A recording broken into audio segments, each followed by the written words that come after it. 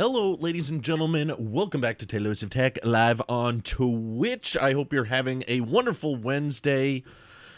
Wednesdays suck for most people, right? That's when you're in the middle of it. You can't even remember the weekend, and the weekend's so far away. This is how far we can be from the enjoyment that we want in our lives. But anyway, I wanted to talk a little bit about bilateral wireless charging because we did an iPhone 13, whatever it ends up being called, 13, 12S, an update video on it yesterday, and I realized while editing and exporting that there actually was some talk about the Qi coils in the next generation iPhone getting beefed up to be larger, potentially for bilateral wireless charging, and that got me thinking about the stupidity of that feature and how little it is probably ever going to get utilized if Apple does release it.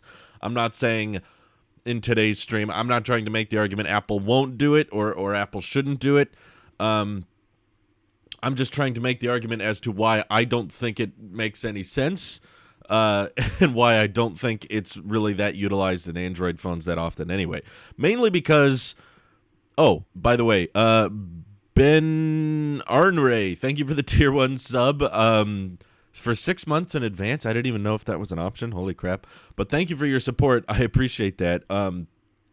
Anyway, when it comes to using your phone to charge another device inductively, there's like 3 primary issues, I would say, with bilateral wireless charging, right?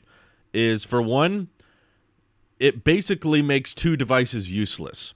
It instantly, for the feature to work, you have to kind of put one phone down and have another phone sit on top of that device, or set your watch on that device, or set your AirPods on that device.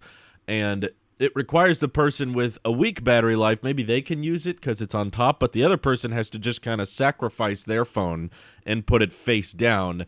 And that's the thing about wireless and inductive charging. It's very convenient. You know, don't get me wrong. I like MagSafe, and I love being able to just drop my phone on a charger at the end of the day, but it is not, by design, very quick. Even on Android phones that have pretty quick bilateral wireless charging, it still takes its time because obviously it's not a very efficient form of charging compared to a standard wire. Now, I'm okay with that because most of the time when I'm inductively charging, it's so convenient that the fact that it takes so long to charge isn't that big a deal because it's so easy to drop your phone on the charger, leave it there overnight, or leave it there while you're at your desk. It obviously drains your battery because you're giving off power, but the fundamental issue with it for me, I think, is using one device to charge another is going to take a long time, and it's going to slowly kill the other person's device, and they can't even use that device as it is dying. So there's a lot of compromises, I guess, is what I'm trying to say, when you decide, okay, someone near me, their battery's low, my battery's pretty good, now I'm going to ruin my battery so they can have an okay battery. And in the process, I can't use my device at all. And that's just one example. If we're charging AirPods, now you can't use your device at all, or you can't really use the AirPods either because the case has to sit there. I guess you could take the AirPods out of the case, but that charges incredibly slow. I don't mind Qi charging being inefficient as long as you're able to charge it for extended periods of time. So, like, I charge all my AirPods via a MagSafe puck on my desk, and I don't really mind that it takes a long time because I am at my desk for a lot of the day, so if my AirPods are low, I just drop them in there and I don't even think about it. And they just kind of sit there for hours and hours and hours, so the fact that they don't charge very quickly, not a big deal. But if I had to take the compromise of I cannot use this phone as it is charging my AirPods, that's going to be hours and hours and hours you cannot use that phone at all. So the other issue I think fundamentally wrong with bilateral wireless charging is it's almost always advertised as using your smartphone, which I think has a more precious battery life, a battery that typically needs to be charged every night. Sometimes you can get a $1,000 plus smartphone with a battery life that will last you 2 days regularly, but I think it's safe to say that's not most. Most phones out there can basically last you through the day, but by the end of the day, you should probably plug it in, even if it's not at 0%, even if it's not dead, even if it's only at 30 or 40%, probably just dropping it on a slow charger or a wireless charger or something so that you start the day off around 100 is probably the best way to go. but it's always being advertised as charging something that I feel like doesn't need to be charged every day, something like AirPods. Now, I'm sure it varies depending on your use case, how often you use your headphones and stuff, but for me, I do not feel the desire to charge my AirPods or charge my headphones at the end of every day. Depending on how much I use them, I could charge them once every 3 days, sometimes longer, depending on, of course, how much I'm listening to stuff. But if we're using a device that needs to be charged almost every day, if not every day for sure, but we're charging a device that only needs to be topped off every 2 or 3 days or sometimes once a week, then it's like we're charging the wrong thing with the wrong thing essentially. And because it's so inefficient, it takes a long time. And I guess that whole idea of using a device that doesn't honestly have that much battery life to spare, in my opinion. The smartphone is not like, oh yeah, it's got tons of charge, it can spare some. Like a device that doesn't have a ton of charge to spare, offering charge to a device that really doesn't need more battery life. I think AirPods, with the charge case especially, can last many, many days without needing to be topped off. I guess there might be some people that just listen to music with their headphones for just hours and hours a day, but this is technically like a 24-hour battery life before they're completely empty. So the number of people that I think are listening to music and wearing headphones for 24 hours a day, pretty dang rare. So I would say even a heavy user could probably get by every other day with these, whereas everyday smartphones, it's pretty rare that they can last a full 2 days regularly. So being able to spare extra juice to waste on this is just kind of unnecessary, and it results in you not being able to use your device for an extended period of time. Because bilateral wireless charging, even on Androids, is honestly not that quick. So it results in, okay, I got to put my phone face down, or I got to hold my phone and try to balance the headphones behind the phone as I'm holding them. And that's just kind of clunky, and you're probably not going to get the coils aligned. And AirPods don't have MagSafe support, so they're not going to magnetically attach. And I guess maybe there's a theory that you'd be able to magnetically attach another iPhone to the back of another iPhone and they would snap together, but the camera bump's not really going to help with that. They're not going to sit perfectly flush.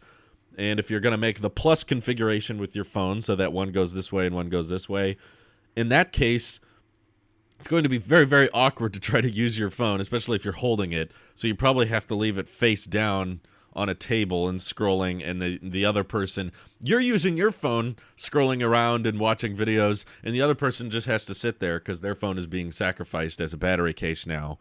And I don't know, there's just not a super useful proper example I can think of where bilateral wireless charging makes a ton of sense. Like, I've had it on phones that I've reviewed in the past, and to me it never came across as super useful. And I could totally understand why Apple might not want to do it. At the same time, there's always that voice in the back of my head saying, like, but also iPhone is kind of running out of features to advertise. Like, I don't even know how Apple's going to try to market the base model iPhone 13 and 13 mini. Like, okay, the cameras are diagonal now. Ultra-wide camera's a little bit better. Battery life is slightly better. You know, it's going to be a difficult marketing trick for the advertising department at Apple to figure out, like, how do we tell people they should buy this new iPhone? What does it actually have that average consumers are going to care about? Bilateral wireless charging, I might argue, makes a pretty good advertisement feature. As Steve Jobs would say, it makes for great demo. It's kind of a show-off feature to be like, hey, look, you can charge another device with your own device. Everyone goes, whoa, that's kind of cool, but then they never use it. So any kind of small, gimmicky, niche feature they can think of, I feel like they probably have to hold on to that as much as they can because they're going to need them as iPhones are running out of useful features. Let's see. I charge my AirPods like once a month, says Mini Dinosaur. Yeah, it feels like that for me. I'm pretty sure it's like once a week or more than that. But will Apple ever kill the iPod Touch, or will there always be a market for that? I think they will eventually. They just don't have the heart to do it yet. Let's see. 100 bits from Chris Norton. Thank you very much.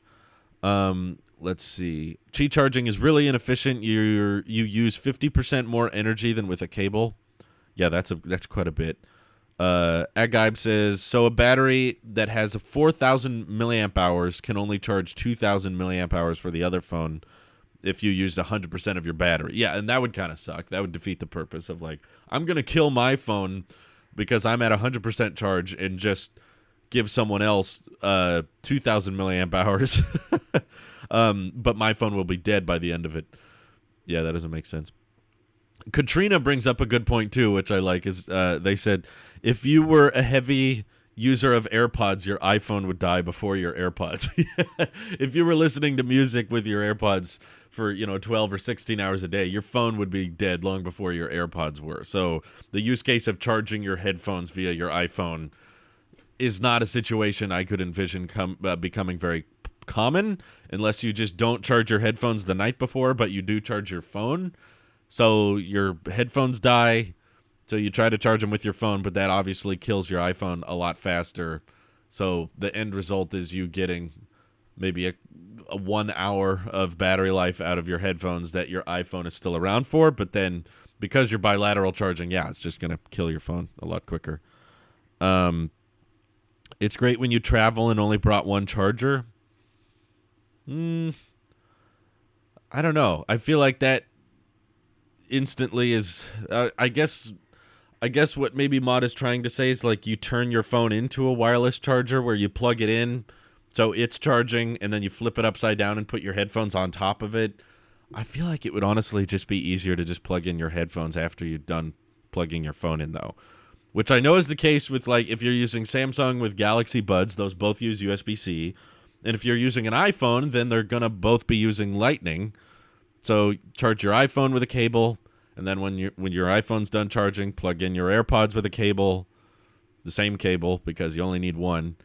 I don't know if I would say that's great if you only brought one cable. I think the solution is MagSafe Duo, or just like swapping off the charger instead of using one cable to charge both.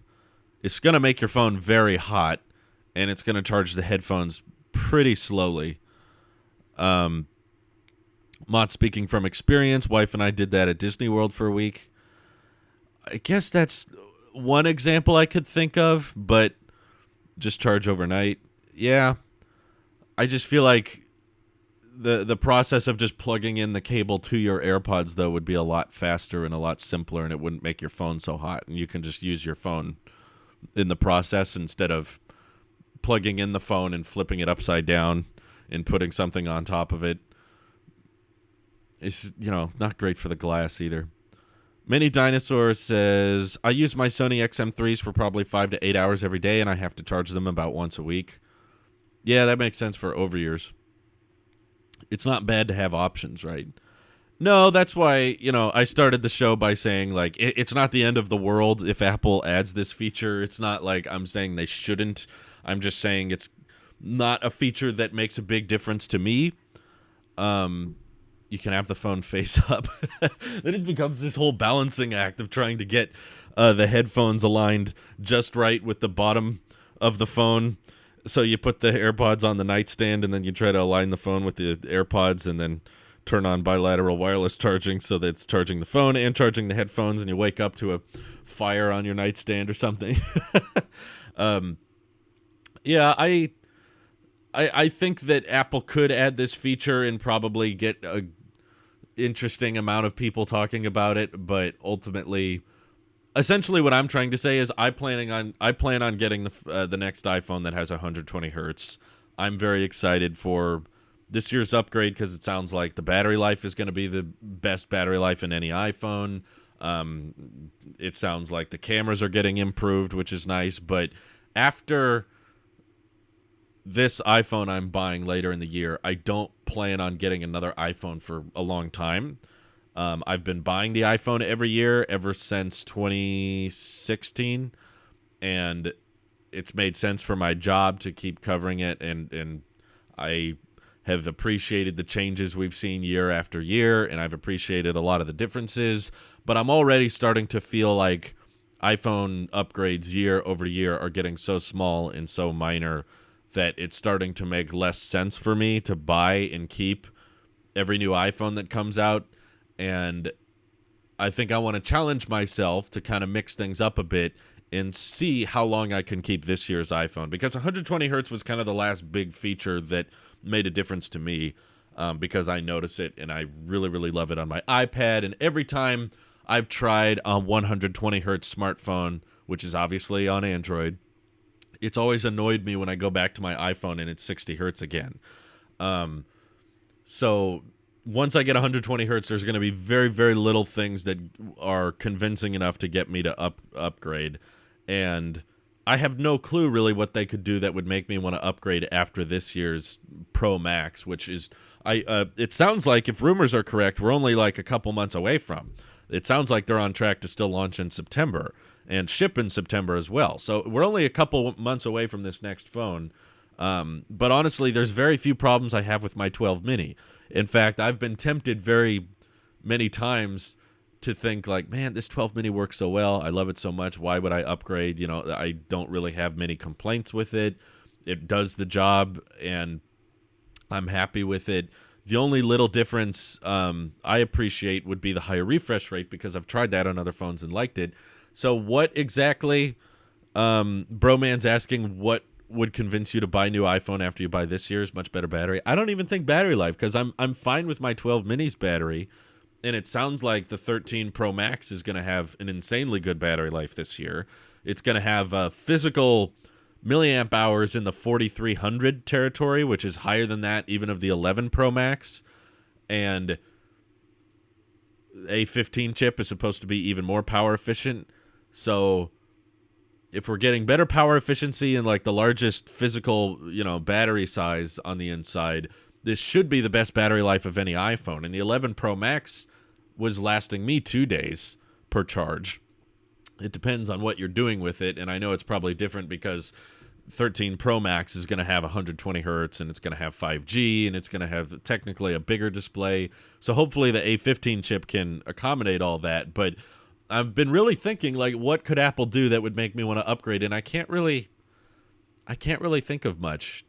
I haven't had the telephoto lens for the past, 10 months, and there's been a handful of circumstances where having a telephoto lens would have been nice, but I'm going to get a telephoto lens, I'm sure, that's very, very good on the Pro Max, and I'll probably be comfortable with that. Maybe in 2022, 2023, Apple creates a periscopic super telephoto lens, but even that I don't think would convince me, because I haven't run into a bunch of situations where I need to zoom in 50x or 30x or 100x like Samsung tries to make the case for.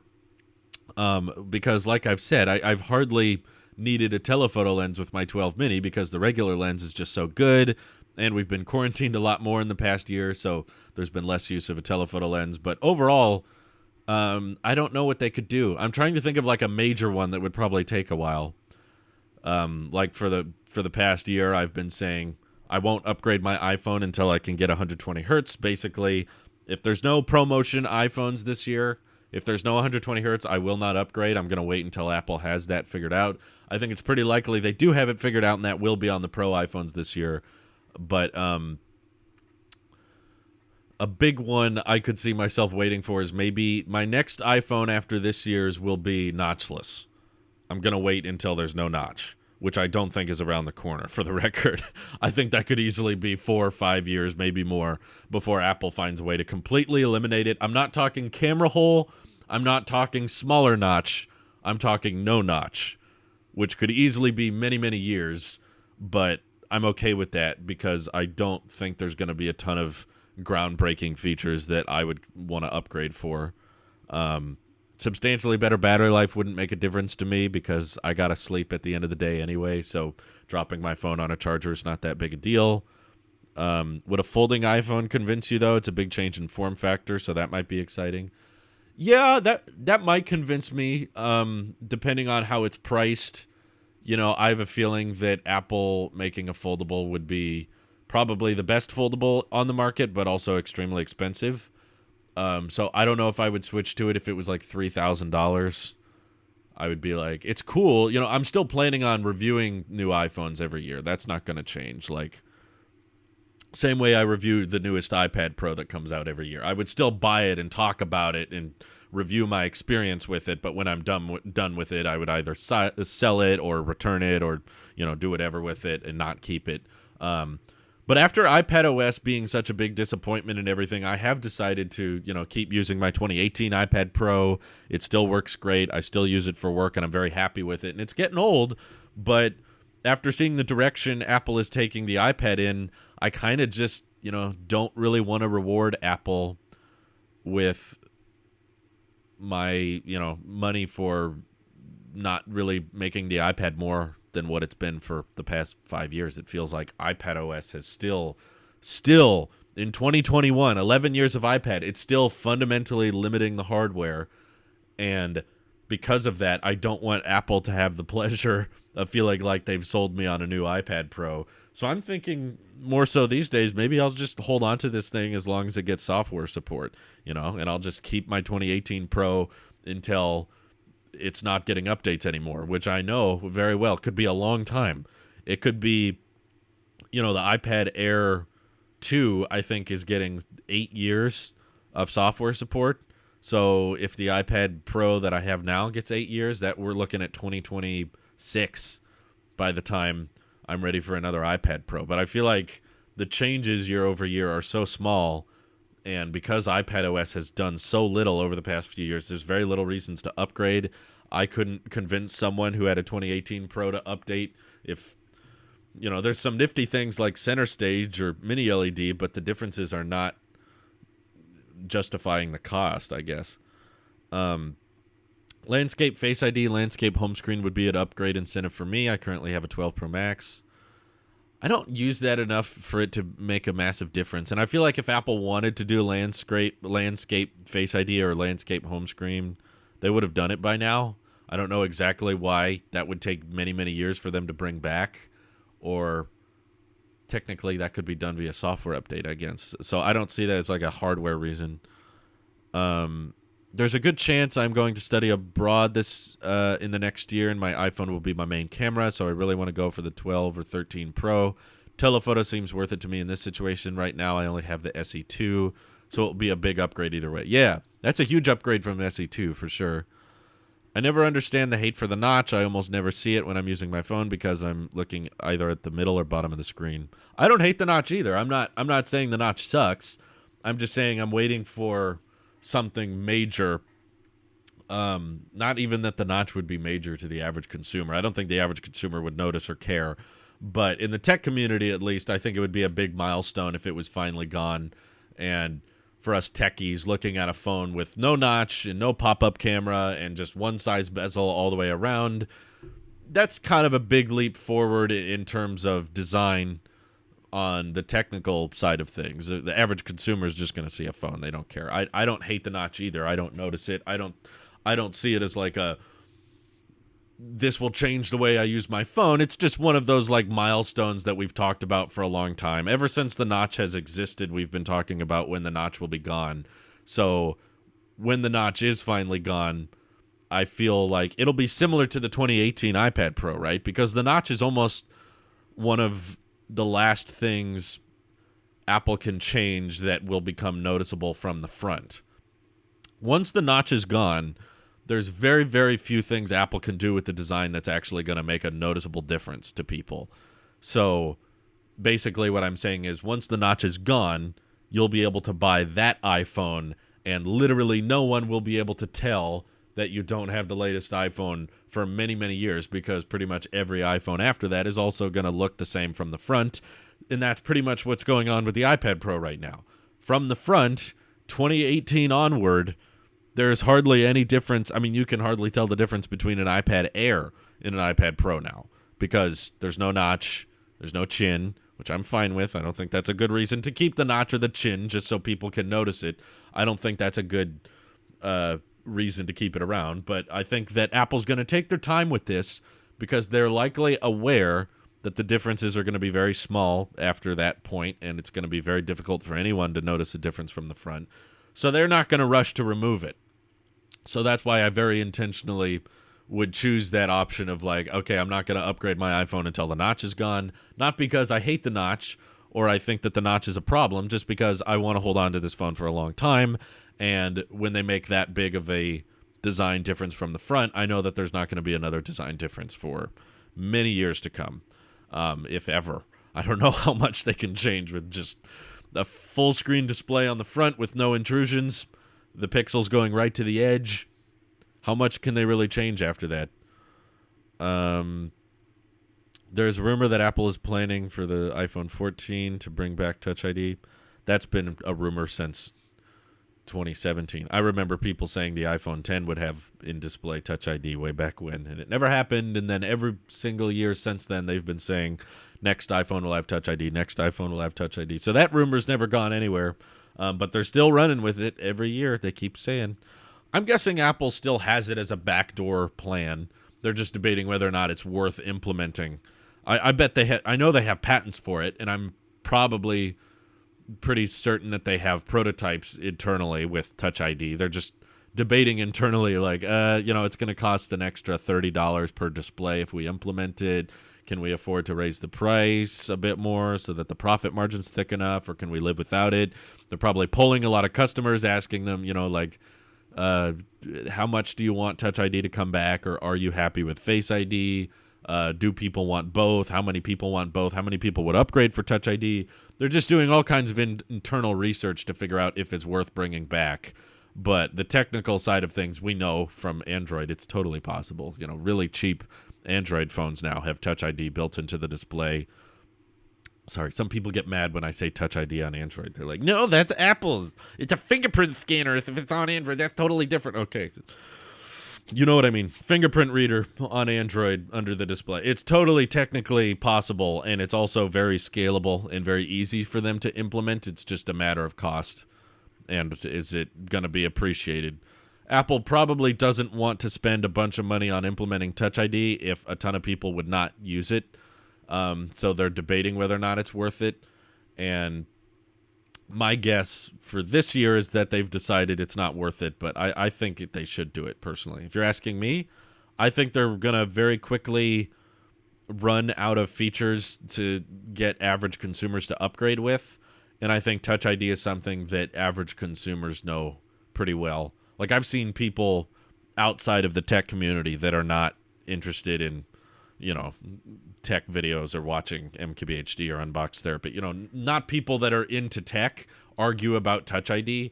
I've met people in my personal life that are like, I don't like the new iPhone because Face ID isn't as good as Touch ID, and I'm used to having the fingerprint scanner, and I'm comfortable with that. And that's something I could see advertising to average consumers and making a difference. So I think it would be a good idea to bring it back. Not because I want it. I personally wouldn't use it. Ever since Apple has now allowed me to unlock my iPhone with my Apple Watch, I have not been in any situation where I felt like Touch ID coming back would be helpful for me. I'm just like, touch your Face ID. You just have to touch your face every time you want to unlock it. That makes sense. Yeah, I'm perfectly content with Face ID. Like, for my personal needs, I'm planning on getting the 13 Pro Max. I don't think it's going to have Touch ID. If it just has Face ID, that's fine.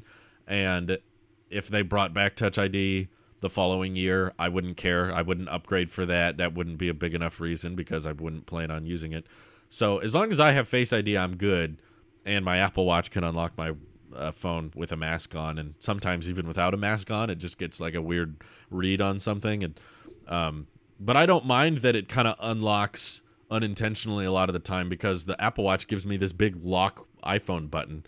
It's kind of painfully obvious when it does unlock without your knowledge. So sometimes my phone is just in a weird place and it thinks I have a mask on when I don't. So I just get the little notification on my watch, and as long as I'm not in a public place or whatever, I don't care.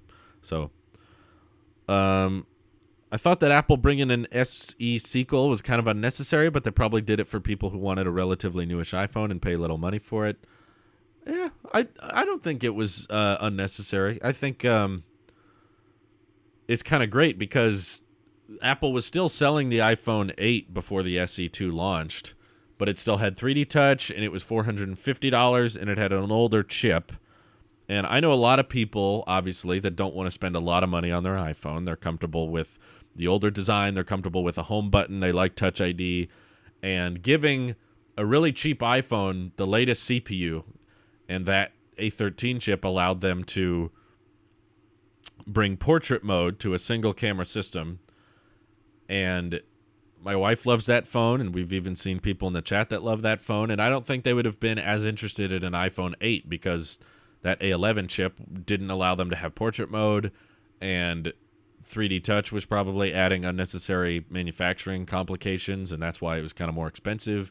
So they got the price down, they got the speed up, they got more camera features in there. A13 chip is going to allow that phone to get many, many years of support, and I think that the demographic of people that buy the SE are the type of people to use their phone until it stops working, and I think giving it the A13 chip was a good idea because they're the people who buy the SE2 are going to hold on to that phone until it stops getting updates. And even then probably hold on to it for another couple of years.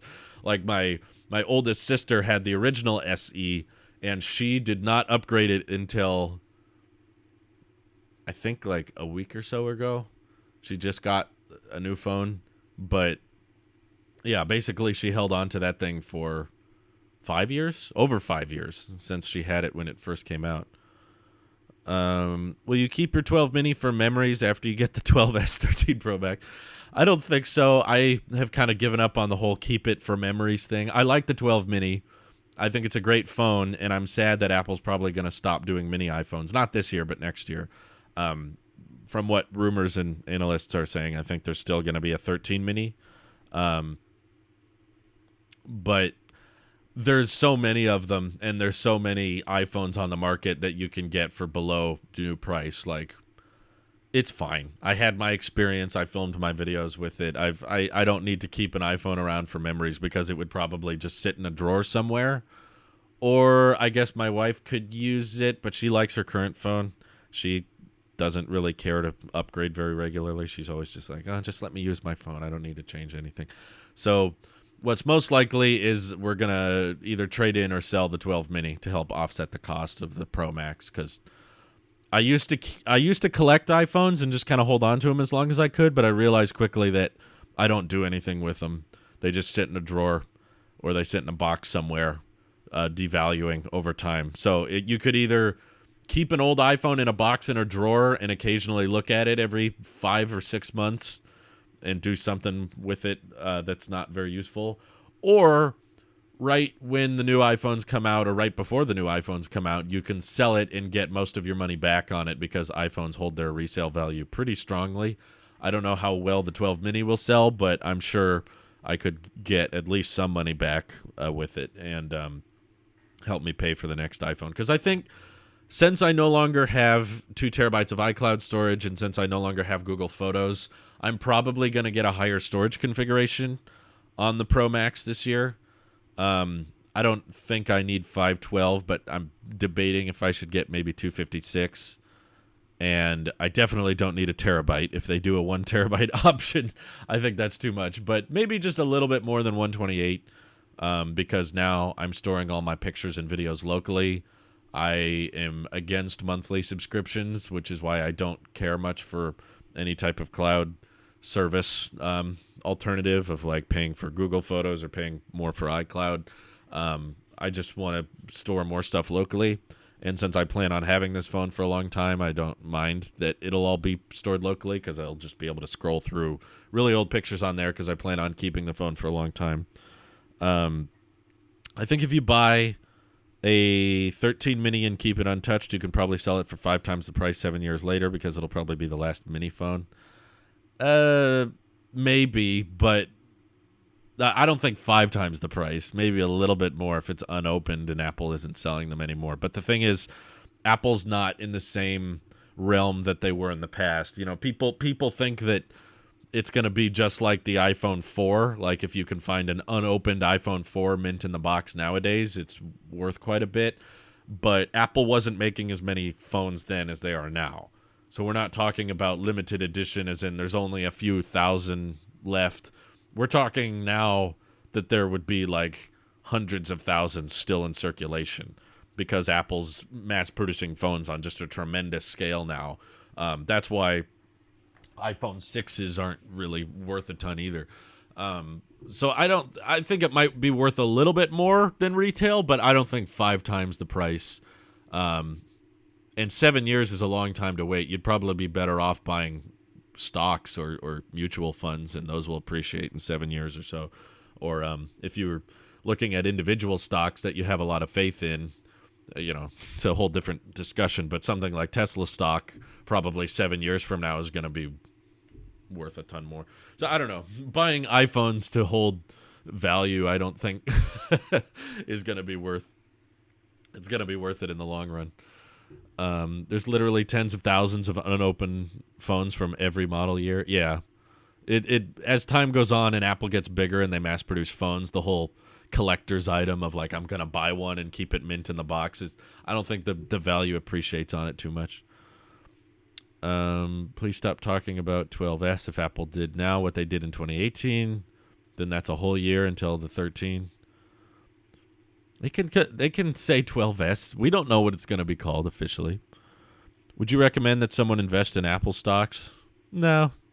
No financial advice for me. I'm not going to tell people what stocks they should and shouldn't buy. I'm no expert. I haven't been investing very long. I'm still very new to the game. We don't invest very much in individual stocks. We mostly invest in index funds and mutual funds that have pretty high dividends. Not that that's financial advice or I'm saying everybody should do that. I'm just saying it's a very safe route to go when you have a lot of growth left. Me and my wife, pretty young, and we have lots of years left, hopefully, if we don't die. We have many, many years ahead of us for the market to grow and for dividends to collect. And we basically reinvest all the dividends, and they grow very slowly over time. But if you're older and you're trying to get a lot of your capital and a lot of your investment to grow very, very quickly, that's probably when you should invest a little bit more risky into individual stocks because those are more volatile and they can go up very quickly. But because we're not that old and we're not in that big a hurry, we're not trying to, find the next GameStop and then throw all of our life savings into that. We're playing it safe. We're playing it slow. We're not trying to become billionaires or anything. We're not like, I'm going to buy this one stock and it's going to take off to the moon. We're just like, we just want to put our money somewhere where it can slowly appreciate and, combat inflation and grow a lot faster than the US dollar devalues. So we're not trying to do anything too crazy. So that's just the way we do it. I don't think everybody should do it that way, especially if I was a lot older. I probably wouldn't be investing the way we are now if I was in my 30s or 40s.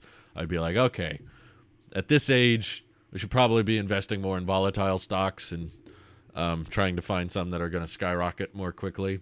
But when you're in your early 20s, I think you got a lot of time for the stock to grow. If you want to be risky in your early 20s, that's fine too. But keep in mind that it's risky. A volatile stock can go way, way up, and you can feel like you're on top of the world, and then go way, way down very quickly. So just be careful. Let's see. Now that iPadOS is kind of a disappointment and shows no signs of big improvements, would you upgrade your iPad Pro to the redesigned iPad Mini if it had 120 hertz? Maybe.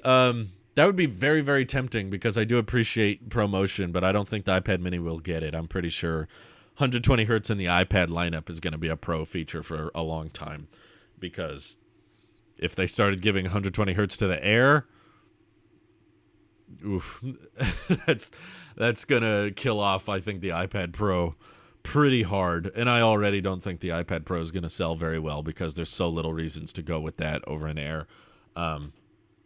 But no, I'm pretty happy with my current Pro. I really like the iPad Mini for the same reason that I was split on the 12 Mini and the 12 Pro Max. It wasn't that I hated one and loved the other. I really loved both. I think people might have misunderstood my dilemma with that, is I felt like they were both really good at what they were, which was that the Pro Max was an amazing giant phablet, and it had great cameras and a great display, and I loved using it, but also having a really small portable device that still had Face ID and still had Super Retina XDR and still had a great camera. I was like, this is also tremendous value.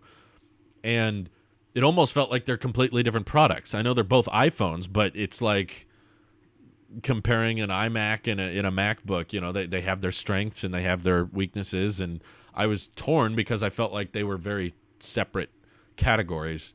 And I liked both categories a lot. And ultimately, I decided that because the 12 Pro Max was so expensive and it still didn't have 120 hertz, I didn't want to reward Apple with that much money for creating a product that I still believe had compromises. Whereas the 12 mini, I had very little complaints with it. I was like, great price, great size, very comfortable, great feature set, and I want to reward Apple because I believe in the vote with your dollar mentality. If a company does something that you appreciate,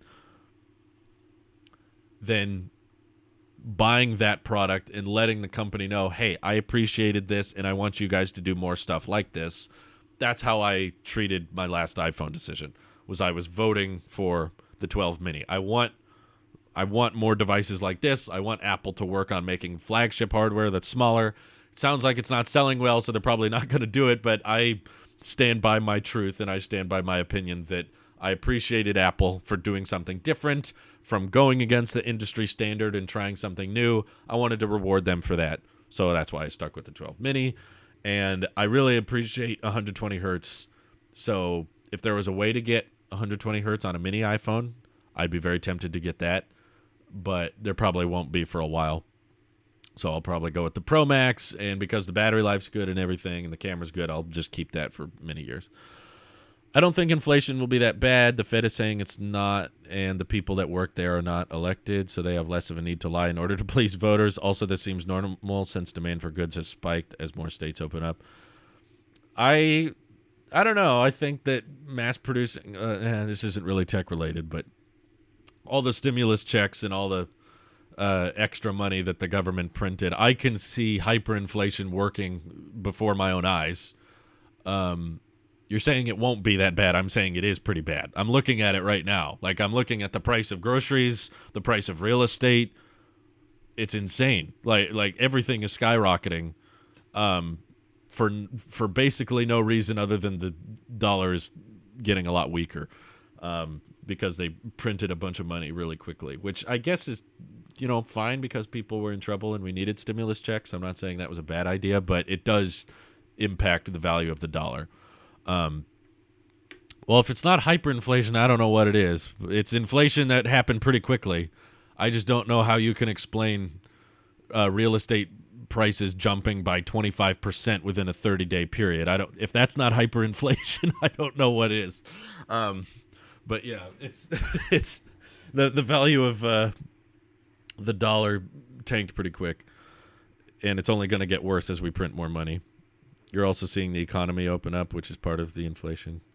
It's like it's built in with the U.S. dollar. That's just naturally going to happen over time as we print more money. And when there's a insane influx, hyperinflation is over 50% a month. I didn't know there was a certain percentage you had to hit for hyperinflation, but what's below hyper? Superinflation. Whatever it is. I didn't know there was a 50% per month thing for the specific definition, but I just mean that there's inflation that's a lot faster than usual. It may not be 50%, but it's pretty fast. It's a lot faster than the past few years. I work at Subway and everything just got more expensive in the beginning of July because of their restructuring. Yeah, things got more expensive a lot faster than usual, I think is safe to say. I don't understand how new homebuyers will be able to afford a property in 10 years. Honestly, I don't either. I don't understand. I have a lot of friends that have yet to buy property, and they're basically not interested because they feel like the price of property has skyrocketed. Mega inflation, giga inflation. Yeah, we need a different metric. I think it's weird to say that it has to be 50% or more. That's very specific. But we're not quite at 50, but we're not quite at normal. We're not at average inflation rates. I can guarantee you that. It's definitely not usual having been a homeowner for a couple of years now, and looking at the prices of real estate, looking at the prices of, we budget pretty closely over the past couple of years, and looking at the price of groceries and stuff all just take off all at once.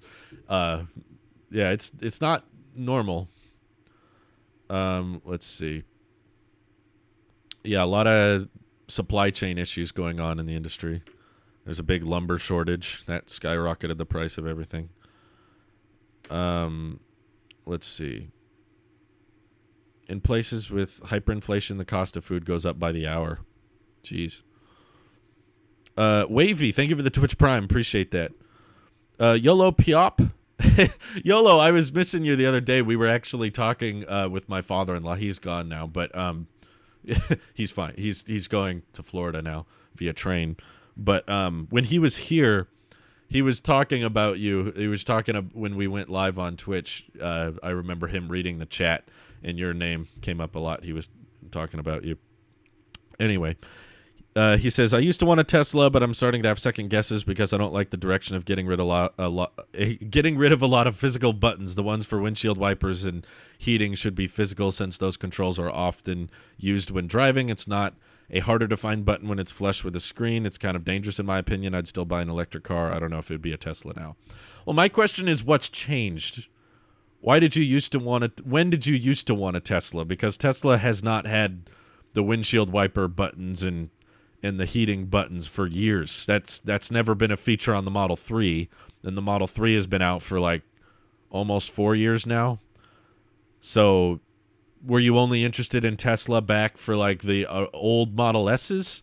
If so, you can still buy those. In fact, you can get them significantly cheaper than new, because the new Model S's that are coming out, they're really nice with the yoke and everything, but they're like $80,000 plus. So if you want a cheaper Tesla that has buttons and less displays, voice control would be great. Yeah, they have voice control. That's the thing. Yeah, that most people say, like, if you don't want to take your eyes off the road, the voice control in a Tesla can do pretty much everything. So you can just hold down the button on the steering wheel and tell it what to do. There's a bit of a learning curve with any Tesla, though. People act like, that's different. I'm not used to that. It's an electric car. It's going to be different. The door handles on Teslas are different. The charging's different. You don't go to a gas station anymore. The software updates are different from average car. There's all kinds of learning curves that come with getting a Tesla. I'm just wondering what specifically happened recently that's making you rethink, because Tesla's been all about using a display instead of buttons for many, many years. So when were they not like that, is I guess my question. Even back with the original Model S, they went pretty heavy on the display. Y'all talking about how property's getting too expensive, yet a lot of y'all seem to be affording Tesla cars. I don't know. I don't think there's a ton of Tesla owners in the chat. I'm not one. And the price of Teslas has also gone up quite a bit. The Model S and X are $10,000 more than they used to be, and the Model 3 is about $4,000 more than it was last year. And the Model Y is about $13,000 more than it was a few months ago, but that's because they got rid of the standard range option. So right now, I don't feel like it's honestly the best time to buy one. I'll be honest. I know, Tesla probably wants to tell everyone the best time to buy one is right now, because that pushes today's current sales. But even if I had the money for one, right now we're just taking all of our spare cash and investing it. But even if I had the money to buy a Tesla right now, I don't think it's a great time. I feel like we're right on the edge of a big transition with the 4680 batteries, and those are probably going to either have great range or great value, or both, whenever those are ready to come out for the mainstream. And we're like 2 or 3 years away from Tesla starting to make vehicles below $30,000 with the Model 2 or whatever it's called. And as they ramp up 4680s, we're going to see tremendous weight savings and way better range, way better pricing. So right now I'm like, yeah, if you could wait, you'd probably be better waiting. Also, we don't know when the federal tax credit is coming back or how the federal tax credit is going to work, but it definitely sounds like the current administration wants to bring it back. It's just in the process of getting passed, and if it does come back, it'll probably be around next year sometime. So the prices are high. The range isn't that different from what it was a couple of years ago. So Yeah, right now I don't think I would buy one, even if someone gave me the money for it. I'm like, Drew, I'm going to give you $60,000 to buy a Tesla at some point in the next 5 years. I'd be like, yeah, I'm going to wait. I'm going to hold on to this as long as I can. Let's see. Have you heard the latest 14.6 update is bricking the OG HomePod? Uh-oh. I better be careful. I got the HomePod on my desk here. It could be bricked. I haven't used it in a few weeks now. Maybe it's just broken and I didn't realize it. The Plaid Model S makes me think they will get rid of more control since the shifter is gone. I also think there's still a windshield wiper button. The Model S has a button for the windshield wiper, whereas the Model 3 and Y does not, so I'm not sure if that's a good argument. I used to think I'd just get a Tesla because I want an electric car, but recently I've started looking more at reviews of the 3 and Y, and I didn't know before how dependent controls are on the screen. I would say from personal experience that it's not that bad. It's a bit of a learning curve. You may think it sounds horrible that you have to touch a display to interact with certain things, but from a lot of people I've known that have made the switch to electric or bought Teslas, you get used to it very quickly and it becomes second nature, and then you don't even think about it. And the software and displays of other automakers outside of Tesla have been known to be very bumpy, and not having access to the supercharger network, in my opinion, is a far bigger compromise than not having a windshield wiper button. For one, because Tesla does a pretty good job now with vision at automatically turning on the wipers when it is raining. Tesla's mindset is all input is error. So they're going to do their best to make sure you don't have to touch a button at all, and the car just knows what you want before you know you want it. And from what I've seen, they're pretty good at that.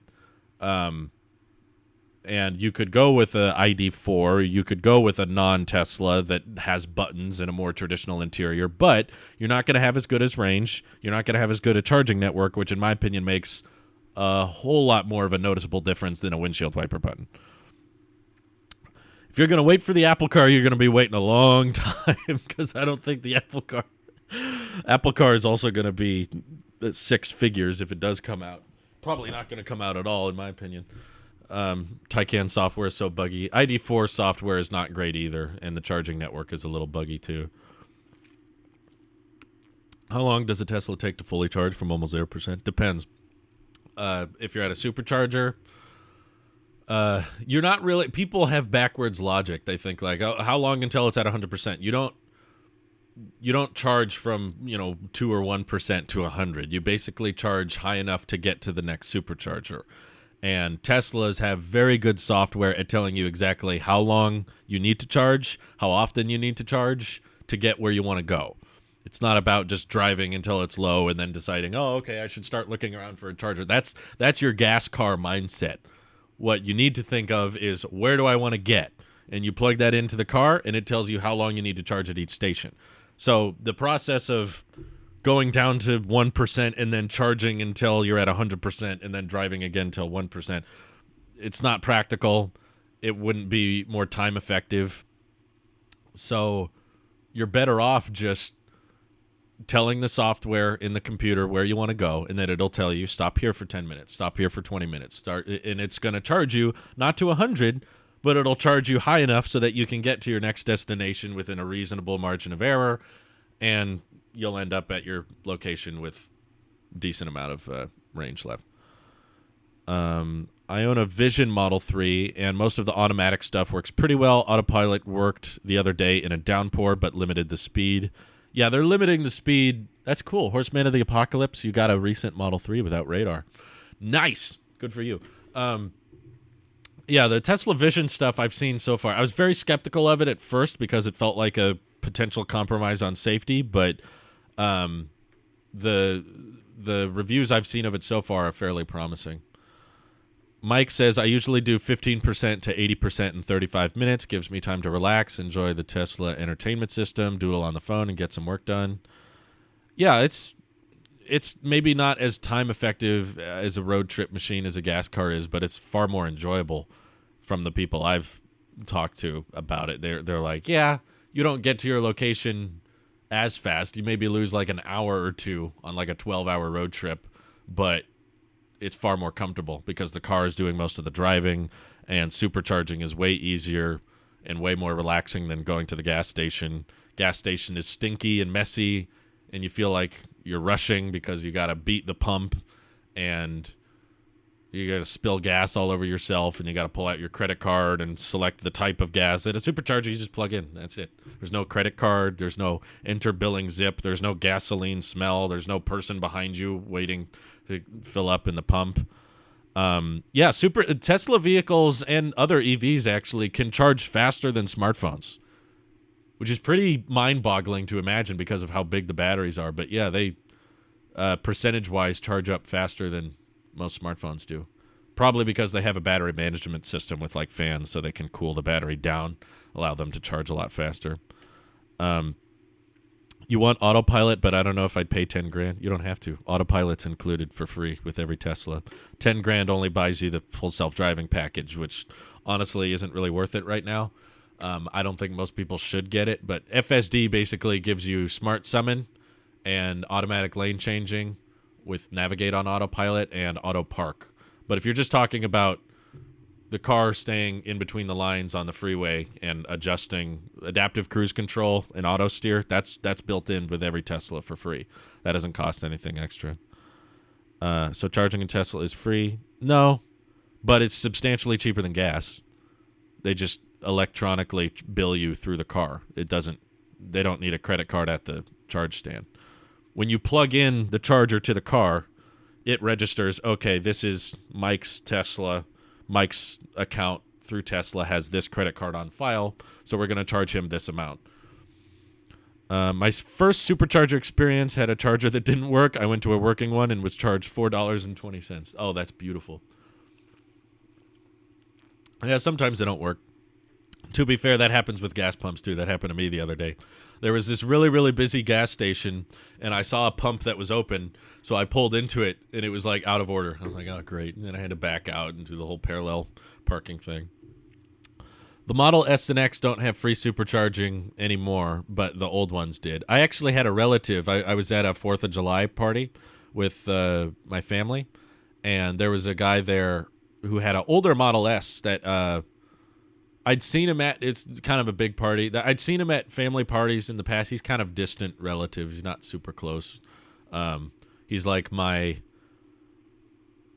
grandfather-in-law, not my blood grandfather, but my grandfather-in-law's sister's son.